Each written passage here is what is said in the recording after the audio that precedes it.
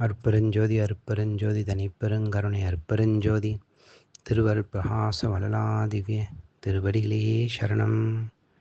வணக்கம். இன்றைக்கு நாம் சிந்திக்கக்கூடிய அகழ்வரிகள் 89-90 அகழ்வரிகள்.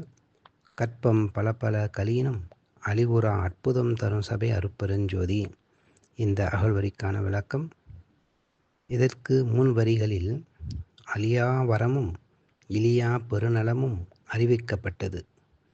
அந்த அழியா வாழ்வின் எல்லை இந்த வரியில் கூறப்படுகிறது. கிரேதாயுகம், திரேதாயுகம், துவாபர யுகம், கலியுகம் ஆகிய 4 யுகங்களின் மொத்த கால அளவு ஒரு கற்பம் என சொல்லப்படுகின்றது. இப்படிப்பட்ட கற்ப காலங்கள் பல, அதாவது எத்தனை கடந்தாலும் அழிவே இல்லாது வாழக்கூடிய மிக மிக அற்புதத்தை அளிக்கின்ற சிற்சபையில் விளங்கும் அருட்பெருஞ்சோதி ஆண்டவரே என்பது இந்த வரிக்கான விளக்கமாகும். ஒரு குறிப்பு. இரும்பு என்றால் ஈரமும் காற்றும் அதில் படும்போது அதில் துரிசு ஏறி நாளடைவில் அந்த இரும்பு உதிர்ந்துவிடும். அதன் கெட்டித்தன்மை தூளாகிவிடும். இது இரும்பின் இயல்பு.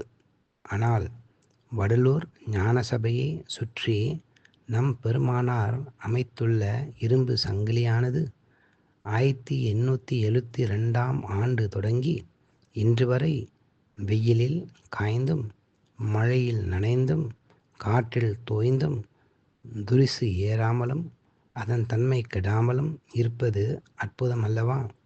இது நம் பெருமானார் நமக்கு தரும் அறிவுரையாக விளங்குகின்றது. அதாவது துருப்பிடிக்கக்கூடிய சாதாரண இரும்பையும் துரு ஏறாமல் காலங்காலமாக சிதைவுபடாது காப்பாற்ற முடியும் என்றால் பிறவியிலேயே உயர்ந்ததாகிய மானிட தேகத்தை காப்பாற்ற முடியாதா? முடியும் என்கிறது வடலூர் சத்திய ஞான சபையின் இரும்பு சங்கிலி. நன்றி. அருட்பெருஞ்சோதி அருட்பெருஞ்சோதி தனிப்பெருங்கருணை அருட்பெருஞ்சோதி திருவருட் பிரகாச வளலாதிவ்ய திருவடிகளே சரணம். ராமலிங்க அபயம் ராமலிங்க அபயம் ராமலிங்க அபயம் அபயம்.